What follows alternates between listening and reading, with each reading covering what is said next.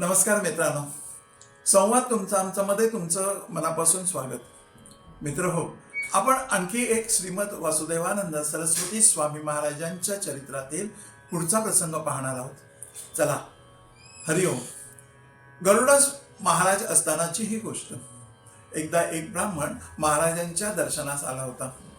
त्याचं अंग तापत असल्यामुळे तो अशक्तही झाला होता. काही दिवसांनी तो तेथून जाण्यास निघाला. तेव्हा महाराज त्याला म्हणाले, तुम्हाला लांब जायचं आहे, तरी थोडे साबुदाणे बरोबर घ्या.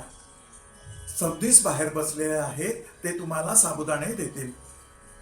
बाहेर सबनीस बसले होते. त्यांनी हे शब्द ऐकले तेव्हा त्यांच्या मनात विचार येऊन ते चिंताग्रस्त झाले की आता या ब्राह्मणाला मी साबुदाणे तरी कुठून द्यावेत. कोठीतही नसतील आत्ता या वेळेला. अशा काळजीत ते असतानाच गरुडेश्वर तालुक्याचे अव्वल कारकून महाराजांना त्याच वेळी भेटण्याकरता आले होते. ते सबनीसांना बोलता बोलता सहज म्हणाले, या अशा गावातही महाराजांचं वास्तव्य झाल्यापासून सर्व जिन्नस आमच्या घरी आम्हाला भरपूर प्रमाणात मिळू लागले आहेत. आताचीच गोष्ट पहा ना, एका मुंबईच्या गृहस्थाने जाता जाताना साबुदाण्याचं पोतच ठेवून दिलं. आता सांगा, हे काय करायचं एवढं साबुदाण्याचं? हे वाक्य ऐकताच सबनीसांना आश्चर्य वाटून त्यांनी लगेच ते साबुदाणे मागवून घेतले आणि ते त्या ब्राह्मणास दिले. बडोदा येथील विठ्ठल सोनाराने दत्तमूर्ती करून आणली होती.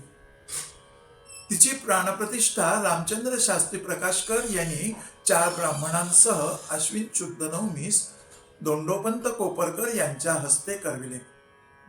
नंतर ब्राह्मणद्वारा पूजा अर्चा सुरू झाली. पर्णकुटीत लहानशा सिंहासनावर ती मूर्ती ठेवली होती. वाडीप्रमाणेच त्रिकाल पूजा येथे होत होती. पण तिचा संस्कार झाला नाही असं देवाने एकदा महाराजांना सांगितलं. म्हणून देवांच्या सांगण्यावरून यथाविधी अर्चा केली गेली. देवांपुढे येणाऱ्या द्रव्यातील काही भाग माणगाव प्रमाणेच नरसोबाच्या वाडीस पाठवला जायचा. एकदा द्वादशीस भिक्षा आणून महाराज पारायण करण्यास बसले होते. इतक्यात एका सुवासिनीने महाराजांच्या पत्रावळीवर पटकन लिंबाची फोट वाढली. तेव्हा लगेच महाराज उठून म्हणाले, या मुलीला संन्यासाचे नियम माहीत नाहीत असं वाटतं. बरे असो असे म्हणून नंतर त्यांनी हातपाय धुवून आचमन केले व आपल्या आसनावर येऊन बसले. मंडळींची प्रश्नोत्तर सुरू असायची. 2 दिवसांचा उपास होऊनही महाराजांची मुद्रा मात्र निर्विकार होती. मंडळींच्या आग्रहामुळे एक लाकडी पेलाभर ताक तेवढे महाराजांनी घेतले होते. भूतदया. एके दिवशी श्री दत्तमूर्तींची स्थापना केलेल्या जागी एक साप काही जणांनी पाहिला. तेव्हा महाराज सर्वांना म्हणाले, आज तुम्ही सर्व बाहेर जाऊन झोपा, नाहीतर रात्री मध्येच उठाल आणि सर्पदंश झाला म्हणून उपाय कराल असं तुम्हीच मला येऊन सांगाल. असं सांगून नंतर महाराजांनी त्या सर्पावर तांदूळ मंत्रून टाकले व तू आता कोणाच्या दृष्टीस पडू नको बरं असं त्यांनी त्या सापास सांगितलं आणि सर्वजण तेथेच निजले. दुसऱ्या दिवशी संध्याकाळी गीता प्रवचन चालू असताना पुन्हा त्या सापाची गडबड सुरू झाली. तेव्हा त्याच्या जवळ जाऊन महाराज त्या सापाला म्हणाले, अरे येथे तुझी गडबड आता नको, गीता प्रवचन सुरू आहे, तू आपला तुझ्या मार्गाने इथून निघून जा बरं. हे ऐकताच त्या मंडळींच्या मधून तो साप बाहेर निघून जाऊ लागला. बाहेर लोक त्याला मारण्यासाठी धावले, पण महाराजांनी सांगितलं त्याला मारू नका, वाटल्यास नर्मदेच्या किनाऱ्यावर जाऊन त्याला सोडा. त्याप्रमाणे त्या सापाला नर्मदेच्या प्रवाहात त्यांनी लोकांनी नेऊन सोडून दिलं. महाराजांच्या पुढे जमणारं द्रव्य तेथेच एका डब्यात घालून ठेवलेलं असायचं. त्यातून सर्व सामान, धान्य वगैरे जिन्नस आणले जायचे. महाराज मात्र स्वतः त्या द्रव्यास कधीही स्पर्श करीत नसत. एकदा धान्य पाठविणाऱ्या माणसास पैसे देऊन झाल्यावर त्या पेटीत फक्त 3च रुपये राहिले होते. मंडळी तर रोज 200-300 पर्यंत सहज होत होती. शेवटी ती गोष्ट सबनीसांनी महाराजांच्या कानावर घातली. महाराज म्हणाले, देवांच्या इच्छेप्रमाणे सर्व व्यवस्था होईल. तुम्ही काळजी कशाला बरं करता? काळजी नको. पैसा नाहीच ना, तर नर्मदेचं पाणी भरपूर आहे आपल्याकडे, हो ना? हे ऐकून सबनीस मात्र स्वस्त बसले. पुन्हा 8-10 दिवसांनी त्या सामान पाठविणाऱ्यालाच पैसे द्यायची वेळ आली. तेव्हा महाराजांनी सबनीसांना सांगितलं.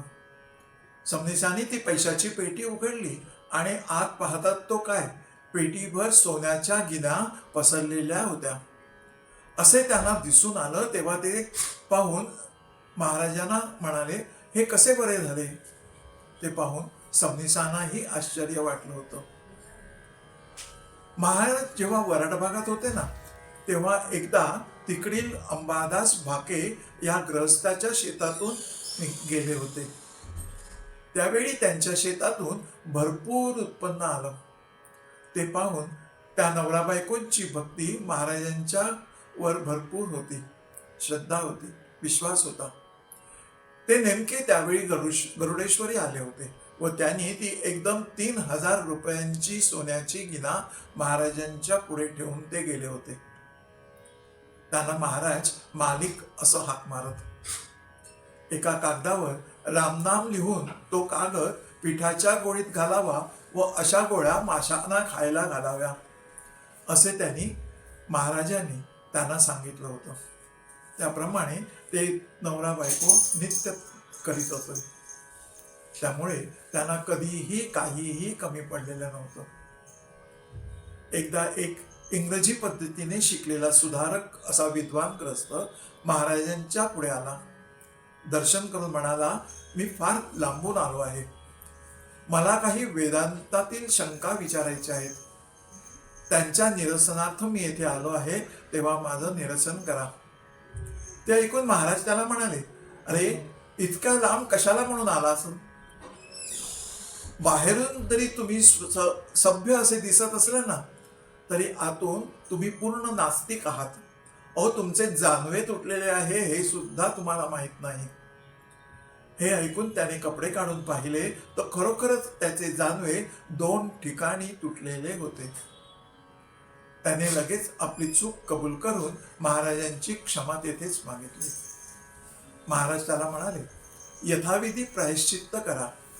धार्मिक आचरण पाळू लागल्यावर मग मग निरसन करीन, असे बोलून त्याला प्रसाद दिला व त्याला परत जाण्यास सांगितलं. या जगात की नाही, काही माणसं आपले कष्ट, दुःख, आपली अशांती, आपल्या समस्या यांची कारणं फक्त स्वतःच सोडून बाहेर शोधत असतात आणि त्याचं खापर कोणाच्या तरी माथी मारत असतात. कधी प्रतिकारही करतात. पण खरं पाहिलं ना, तर अपयशाशी प्रतिकाराशी काहीही संबंध नसतो.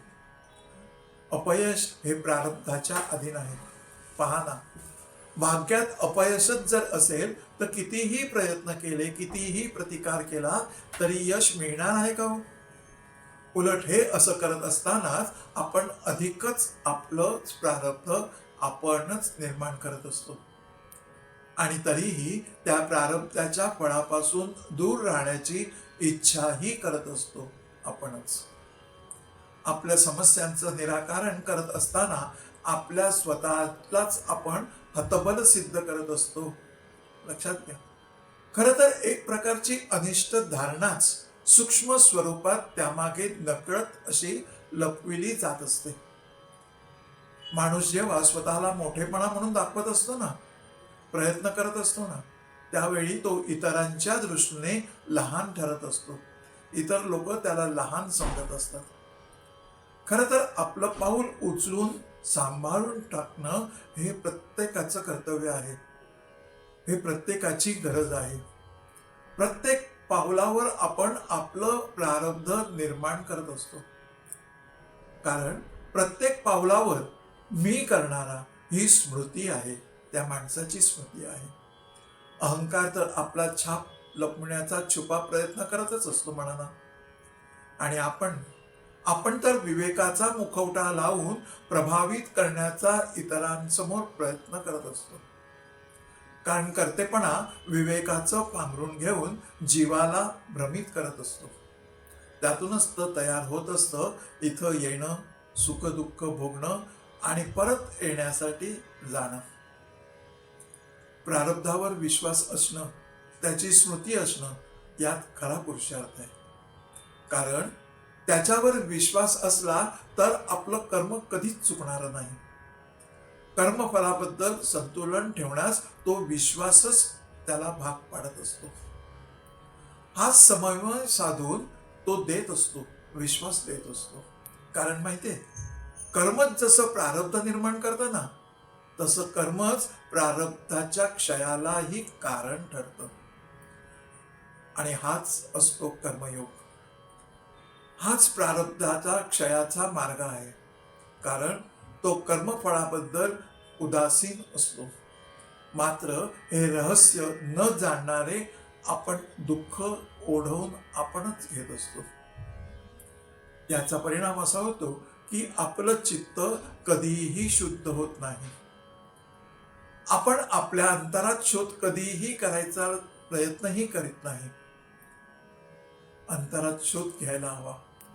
जगाकडे पाहणारे सर्वच आहेत हो, पण मूळ आत्म्याचा बोध, त्याची कणाकणाने व्याप्त असलेली ओळख पाहणारे मात्र फार क्वचितच पाहायला मिळतात. आणि तोच खरा साधक असतो. अशा साधकाला प्रत्येक जीव, प्रत्येक वस्तू ईश्वराचे स्वरूप आहे असं जाणवत असतं. विष सुद्धा अमृताचं स्वरूप आहे असं तो पाहतो. कुरूपतेतही परमेश्वराचं सौंदर्य पाहत असतो. एवढंच नाही तर घृणास्पद व निंदा यात सुद्धा तो दिव्य नाद श्रवण करत असतो. तो निंदा कधीच मानत नाही. तो घृणास्पद बोल कधीच लक्षात घेत नाही. आणि असा असतो तोच साधक. म्हणून प्रत्येक पावलावर आपलं ध्यान असावं, जेणेकरून प्रारब्धाचा क्षय होईल किंवा कमीत कमी नवीन तरी प्रारब्ध निर्माण होणार नाही. चला पाहूया, आपल्याला जमतंय तर हृदय मंथन करू. पुन्हा भेटू. असो, आता गुरुदैव दत्त.